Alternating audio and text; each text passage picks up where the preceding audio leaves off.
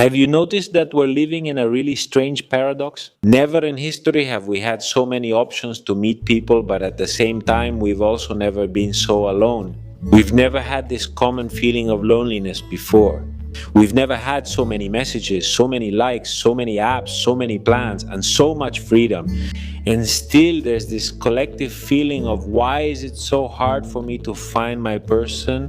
And the craziest thing is that when someone says I'm single, people almost always assume one of two things. Either that they're failing and there's something wrong with them, or that they're being rejected or failing for some reason, or that they're just avoiding commitment or giving themselves or whatever.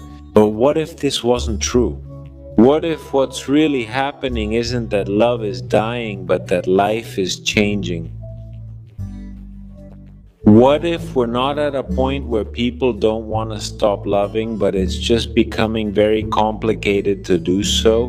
What if the increase in single people doesn't mean nobody wants to commit anymore, but rather that people are simply more awake now, also more tired, or have become more selective, or are just busier? And of course, there are also a lot more people who are traumatized, but there are also many more people who are more aware, and there are also many people who simply want to be freer. So today, I want us to talk about all of this in depth. I want us to answer the question, why are there more and more single women and men? And not to judge these people or today's society.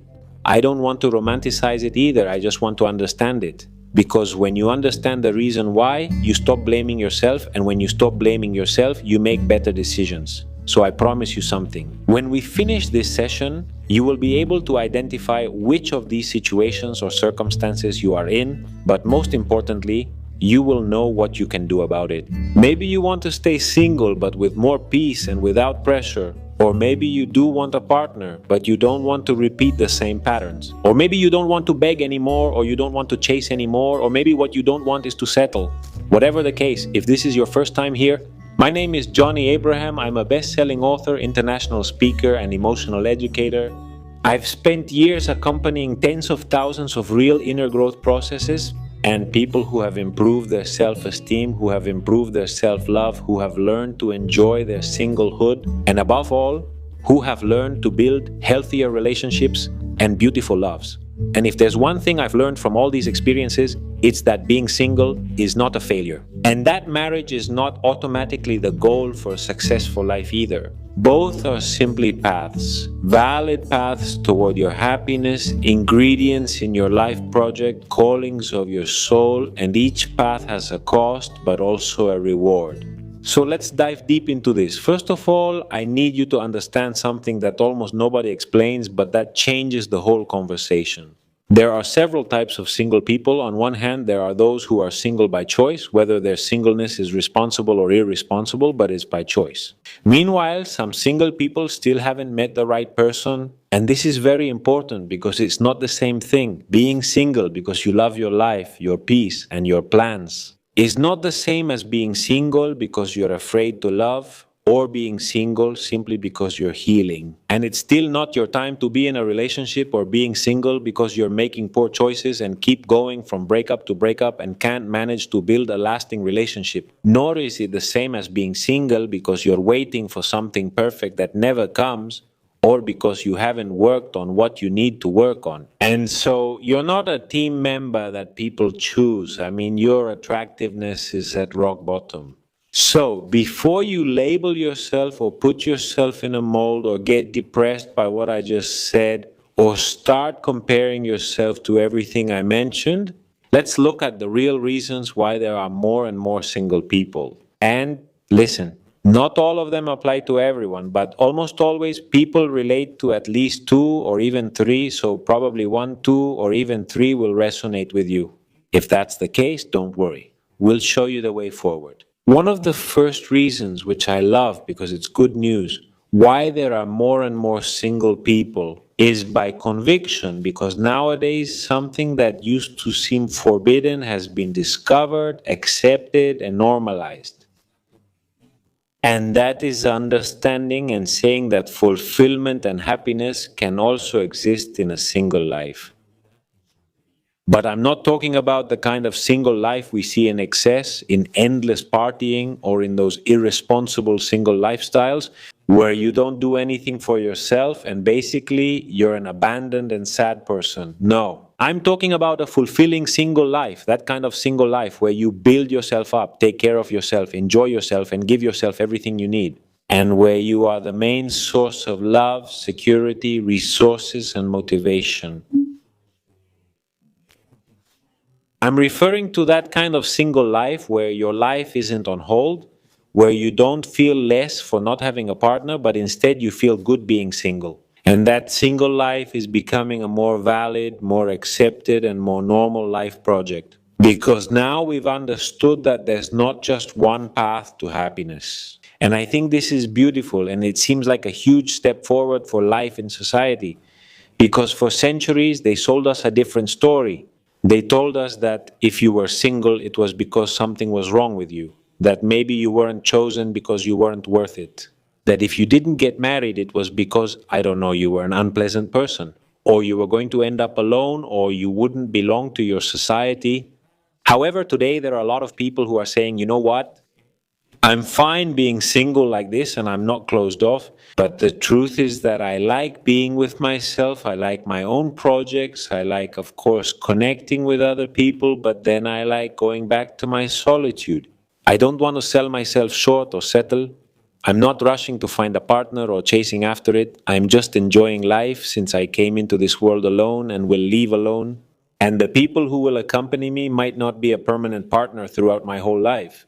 But I'm going to have relationships, or I'm going to have friends, or I'm going to have colleagues, I'm going to have neighbors, people I connect with occasionally or just for a moment during a trip.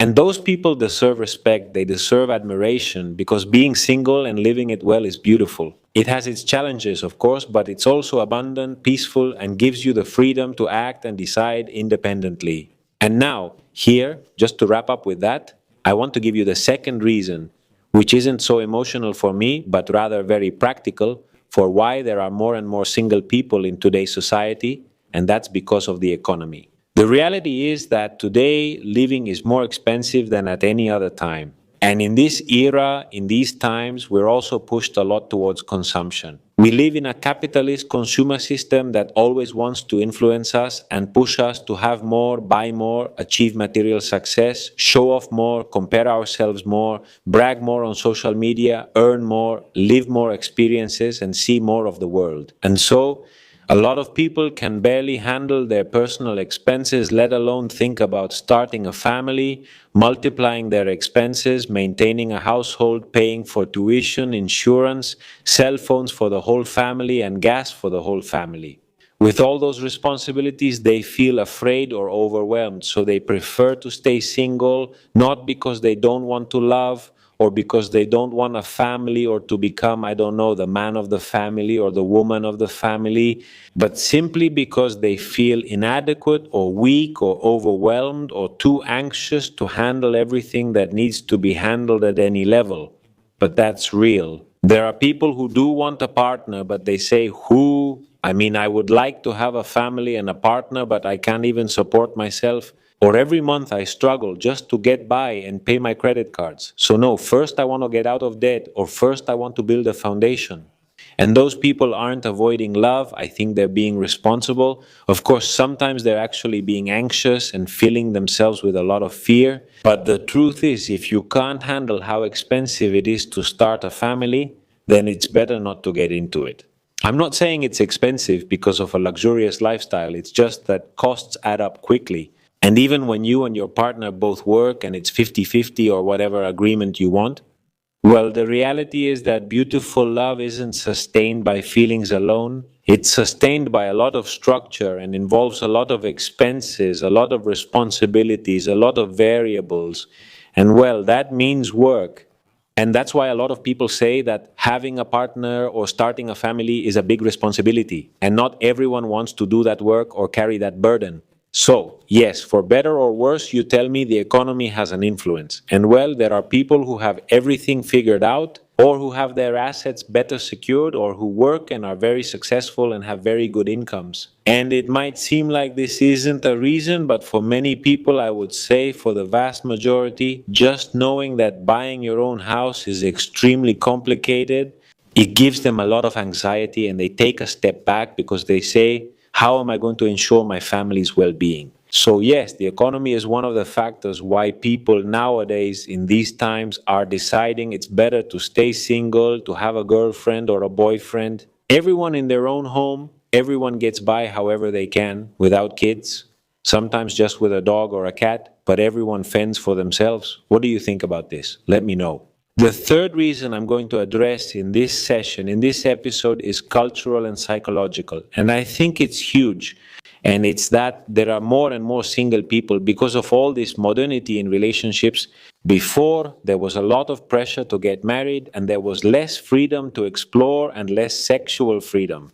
Sex outside of marriage or going on many dates with different people was frowned upon in the time of our parents or grandparents. And marriage was like the goal, and it was like forever, and it was the way to make sure you would be okay for your whole life and so on. Today, for better or worse, the paradigm has changed. Now marriage feels more like a while it works, not forever. And divorce is becoming more and more common, and sometimes divorce saves many people from a living hell, no doubt. But sometimes it also makes love a bit disposable, and at the first sign of trouble, people give up. Do you agree with me? And so, here comes a phrase that might sound provocative, but it's very real. And it's that ever since sex became easy to get, love has become harder to build.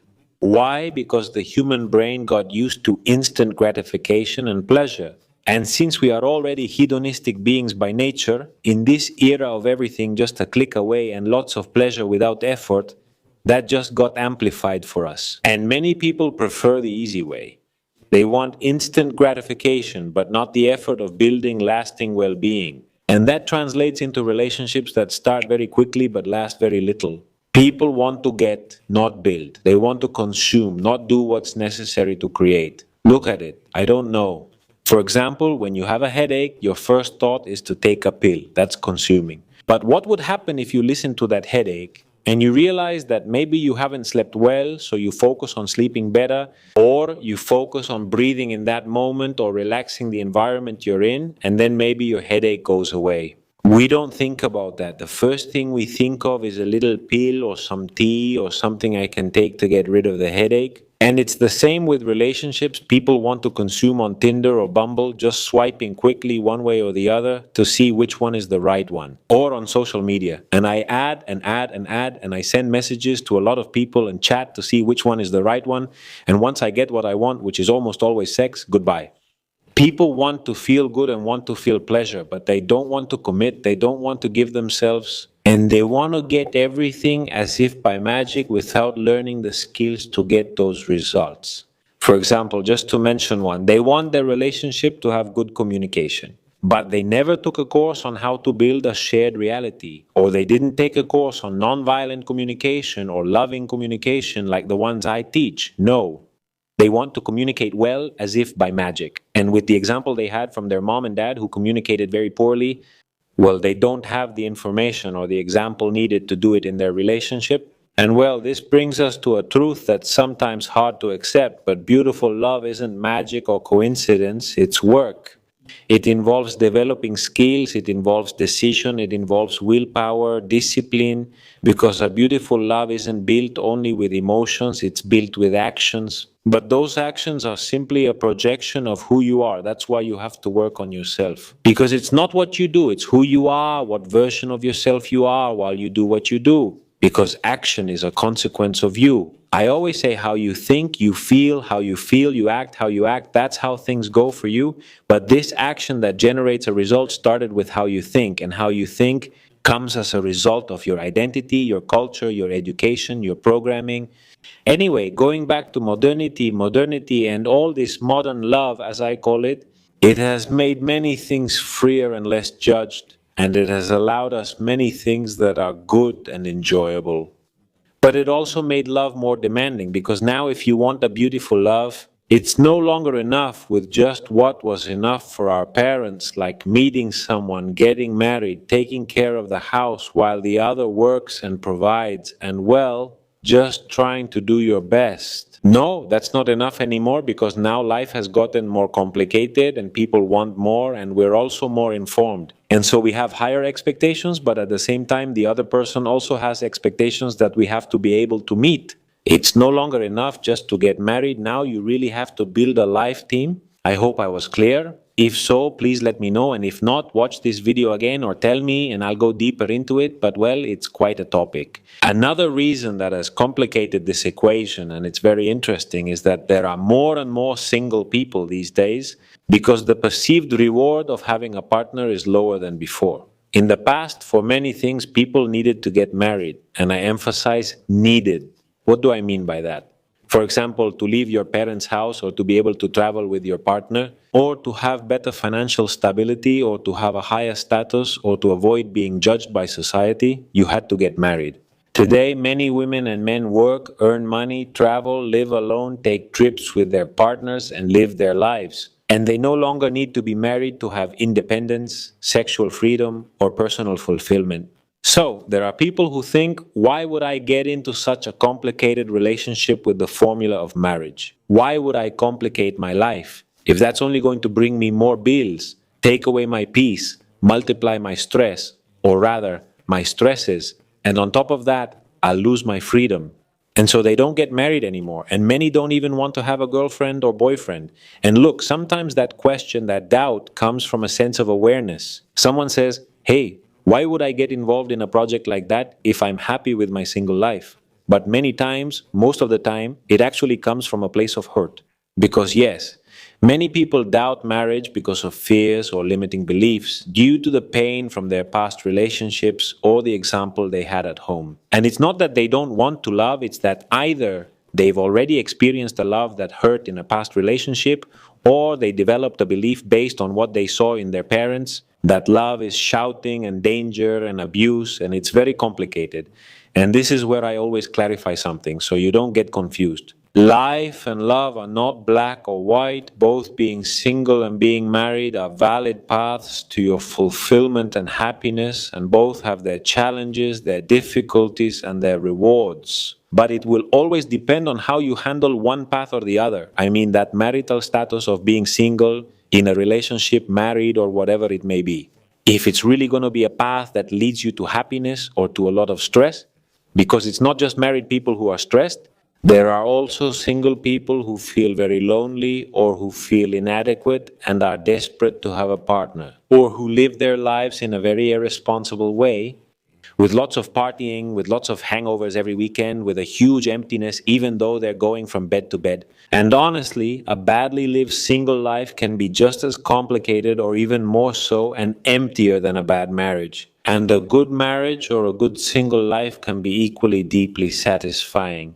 So yes, today the reward of being in a relationship is perceived differently because people can already build or have many things or moments or experiences alone or with their current partner or with their friends, and they don't need to get married for that. Another reason, and here I'm going to be very direct but with a lot of love for why there are more and more single people, is emotional laziness. And when I say laziness, I don't mean they're lazy when it comes to work. I mean they're lazy or slackers or just don't want to put in the effort.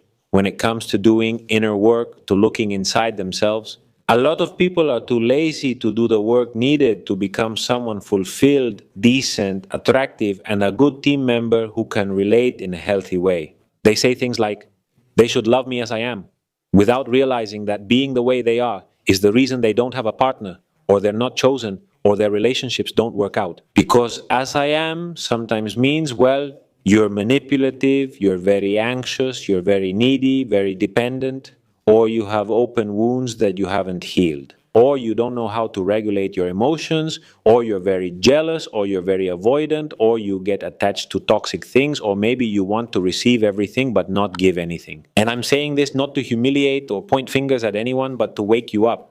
Because the reality is that as long as you're not the right person, it's going to be very hard for you, or it will simply be impossible to find your right person. Or rather, your right person will be a painful teacher who shows you your wounds, not a teammate ready to build a beautiful love with you. And this applies to both men and women. Someone who doesn't work on themselves is even less likely to work on a relationship, so that relationship is going to die. That's why there are many people who aren't alone because of bad luck. They're alone because they don't want to do the work that the project called love and the journey of self-discovery called love requires. Was I clear? Here's another key point, and that's that a beautiful love also requires a lot of teamwork. I mean, before I talked about personal work, but now I'm talking about teamwork. And what is that teamwork? Mainly, it's about communicating, listening to each other, reaching agreements, respecting those agreements, renewing those agreements, solving problems together instead of escalating them and facing each other like enemies. Talking to each other in all the love languages, having emotional intelligence when relating to each other, taking care of one another. But how many people are truly willing to do that? I think nowadays, very few. What do you think? Let me know in the comments, and while you do that, I'm going to move on to the sixth reason. This reason explains a lot of the modern confusion and explains a lot about why so many people can't manage to have a relationship, commit, or get married and dive into this whole experience with a partner. And that's the paradox of choice. In this era, in these times, before choosing a person, many people, including myself at some point, want to try out the whole catalog, want to compare all the options. They want to put all the options in a blender and make the perfect person out of what they like from each person. They basically want to make sure they're going to choose the best possible candidate. But the problem is that in a world of social media, dating apps, travel, parties, and a globalized world, it's humanly impossible to meet all the available options. It's not like before when maybe you could meet everyone in your neighborhood and decide, right? No, now there's always going to be someone better in some way, and you'll always be able to find a flaw in someone. And so those people keep saying, Alera, I like them, but what if there's someone better? I'd better wait a little longer. Or, yeah, they're fine, but they don't blow me away. It's not really what I want. Or, they treat me nicely, but they're a bit boring. I want someone a little more whatever, something like that. Or, yeah, I know they're good for me, that he's a good guy or she's a good woman, but oh no, right now I'm too young, I don't want to miss out on anything in life. And so they don't give themselves, they don't commit, they don't choose, they don't try. And well, when you don't give yourself, you don't build. When you don't commit, you don't build. And when you don't try, nothing happens. It's basically like browsing Netflix. I'm sure it's happened to you just like it has to me, spending hours looking for something to watch. But in the end, you decide not to watch anything because you already got overwhelmed, so you just go to sleep or start looking at your phone. It's the same, like you just can't choose with so many options. On the other hand, when we used to go to Blockbuster or Video Centro, if you remember those, you just picked from what was there, from the few options, and you really valued the movie and enjoyed it. That's why I think that more than people who don't want love these days, what there really is are people who are overwhelmed and distracted at this exact point I'm talking about. Because they want love, but they also want to keep all their options open. And what they don't understand is that real love is only built when you learn to give up certain things in order to get others. And you close certain doors with conviction, not with fear, so you can walk through others. It's about making the decision to try something with someone instead of believing the fantasy that you can have everything with everyone. Anyway, another reason, which would be the seventh, and this one is very beautiful, although it can hurt, is the paradox, but not the paradox of choice anymore, but the paradox of personal growth. Because the more you work on yourself, the more you love yourself, and the more you get to know yourself, the more you know what you want, the more you know what you deserve, the more you know what you can offer. And when you know that, you no longer settle or accept just anything, you filter more, you filter better, and that means a lot of people can no longer be candidates. And the reality is that here, in this situation, a lot of people say, you know what, I do want a partner, but I'm single because I'm not going to settle, I'm not going to fool myself, I'm not going to get into a relationship that drains my energy, and I don't want to confuse chemistry with compatibility. And of course, that comes at a cost, because most people in the world haven't worked on themselves, and it becomes a bit harder for those of us who are working on ourselves every day. to team up with someone because, well, it's hard to find someone who's on your wavelength. The pool gets smaller. But one thing I can promise you is that when you find that person, it's all worth it and the effort pays off. So if you're growing and leveling up and healing and learning, it might take you a little longer, but not because you're not enough or not because you're so special and no one is up to your level in an egotistical way, but because you won't settle anymore, because you won't connect and stay with just anyone, and that's a blessing. Now, another reason, and I'm going to mention it as an extra reason because I hadn't considered it for this episode, why there are more single people these days is one that basically embraces all the previous reasons. And it's social media. I think you can tell me if I'm wrong, but I think social media made everything more complicated. Too many options, too much accessibility, too much comparison, too much dopamine. Because today you can have a lot of options from your bed or from the toilet or during a break at work. And that changes your whole psychology regarding how to date, go on dates, and win someone over these days. You no longer have to approach someone in a cafe or look someone in the eyes and say, "Hi, what's your name? I want to get to know you. Let me take you out," right? Today, it seems like a like or a reaction to a story is enough, but the problem with that is that both likes and reactions to stories and all those kinds of things feed the ego, but they don't feed the soul and much less sustain a relationship. You can get attention from millions of people on social media and still feel lonely because attention is not love and validation is not intimacy. And on social media, love seems easy, but it's not real. You can see the highlights of couples, but you don't see the work behind those couples, or you don't see their arguments and you can see their trips, but you don't see if they're taking a course or if they went to therapy or if they had a fight. And you can see the engagement ring and say, "Wow, she's getting married," but maybe you don't see that it took them a while to build that commitment, or maybe one is getting married feeling more pressured than the other and isn't so sure about it.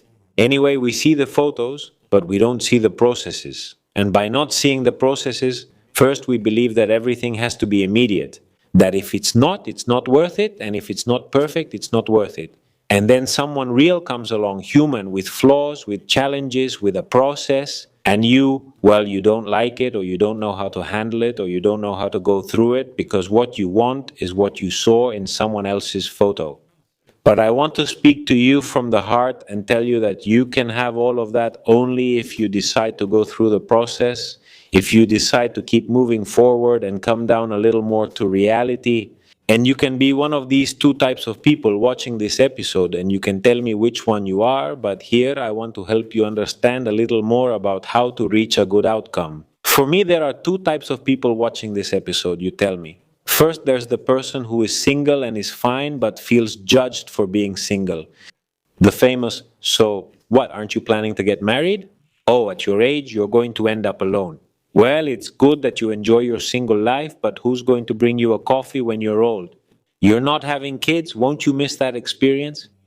And on the other hand, there's the person who is single but doesn't want to be and already feels tired of being single. It's the famous, "I'm single, but I don't enjoy being single because I want a partner, but that partner doesn't come, so I feel like I'm in limbo." If you're single by choice, let me tell you that you don't owe anyone an explanation. Your life isn't incomplete, your life isn't on hold. And fulfillment doesn't depend on your relationship status or having someone by your side. Being single and fulfilled is a valid project, totally abundant and very dignified. And if you're single but you don't want to be because you want a beautiful love, don't give up, but don't get desperate either, because there are more and more single people out there. But the reality is that not everyone wants to be single. There are people who want a partner, but things just haven't lined up, and you have to make them line up. If deep inside you there's a longing to build a beautiful love, work on it. And here I'm going to give you a map, a mini clarity map, where you don't have to write anything, just think about something, and with that you'll know where you are in life and where you want to go. Does that sound good to you? Let's start with a few little questions. Ask yourself, am I single by choice or out of fear? Am I single because I have high standards that I can also meet, or because my wounds haven't allowed me to build a relationship? Am I single because I take care of myself and set boundaries, or because I avoid things out of fear of feeling and being vulnerable? Am I building a life that I like, or am I waiting for someone to come into my life so that I can like my life? And after answering these questions, let me tell you that true love isn't going to come to rescue you. It's going to come to accompany you if it really is true love. If not, then it's more likely to be something toxic or something with emotional dependency or something that isn't love. Romantic love doesn't exist to make you happy. And if you think you're going to wake up every day in love and happy with your partner, what you'll actually feel is frustration. Because a partner isn't a lifesaver, it's a team. Your partner doesn't exist just to give you pleasure, although, of course, the idea is to experience many pleasures together. Your partner exists to help you grow and to be with you as you grow. And success in a relationship isn't measured only by how much you enjoy yourselves, but by how much you can strive together, talk together, solve problems together, and reinvent yourselves together. So if you want a beautiful love, the question isn't just where is my person and when will beautiful love come to me? But the question is, am I truly ready to be the right person for someone else? Am I already my own right person? The truth is, not everyone wants to build a love because love requires character, and that's why there are more and more single people. I'll sum it up for you in a phrase that I want you to have tattooed on your soul. Beautiful love doesn't just come along, nor is it something you look for. It's something you build. And building it means communicating, working on yourself, emotional regulation, having a lot of patience, being loyal, keeping agreements, learning to express and receive love, not running away when things get uncomfortable, being a team, and much more. And this isn't about being romantic, it's about commitment. And not everyone wants that. That's why there are more single people. Because today, besides the fact that there's more awareness that love is no longer a fairy tale, but a responsibility, and that building love is never easy, but it's beautiful and worth the effort, there are also a lot of people who simply don't want that and want a fairy tale. So, if you're going to be single, let it be by conviction and not by fear. And I'll close with something that I hope leaves you with a bit of hope and clarity, not pressure. If you're single, don't compare yourself. Life is not a race to see who gets married first, and it's not a competition to see who has kids first, or who is loved more, or who has the best photo for Instagram. Life is a process to see who chooses better, who grows better, who heals better, who supports each other better. But that's something only you should see. And in any case, your partner. It's not something you need to seek validation for from the outside. And sometimes being alone doesn't mean you're missing something. It means you're working on yourself, sharpening your judgment, healing your heart, building your life, or learning not to settle. And if you really want a beautiful love, one that's real and a partnership, remember that beautiful love isn't for everyone, but for those who truly commit to that project. And that's why, since it's not for everyone and it's a gem not everyone can have, it's so worthwhile. So don't get desperate and instead get ready. Because when you level up, your life becomes a filter. And that filter doesn't take away love, it takes away mistakes and brings you closer to love. If you want to go deeper with me on this topic and understand your type of singleness, heal patterns, raise standards, learn to choose a better partner, build a beautiful love from scratch, or reinvent your relationship, I can help you. You can have one-on-one or group sessions with me, or get my books, or join one of my workshops and courses. I'll leave you a link that you can also find on Instagram, but I'll leave it here below. In that link, I share tools, content, schedules, and many other things for your personal growth. I want you to know that you're not alone. You can have me by your side as your mentor. And before you go, I want to remind you that this video will only be public for a little while longer. After that, it will only be available in the members library. So I hope you can subscribe to the membership here on this channel, and eventually also to some of my courses or some of my programs, because we can go much deeper. All right? Great. So now, tell me in the comments with complete honesty, what are you taking away from this session? What are you taking away from this episode? What impacted you the most? And what other topic would you like me to cover in an episode like this? See you in the next one. And remember that your marital status doesn't define your worth, but your decisions do shape your destiny.